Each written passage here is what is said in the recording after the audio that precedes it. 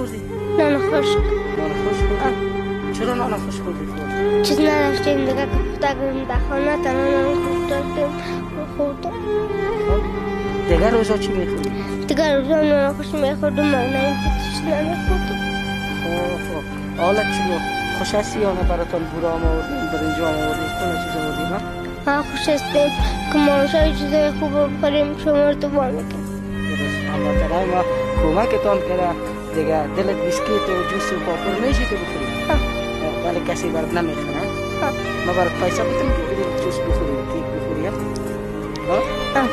شما را هم بدم پیسه که جوس بخوریم ما برای زیرا پیسه بدم که اینا جوس بخورن کیک بخورن دیگه صورت بگی دیرام بگی بارک دیرام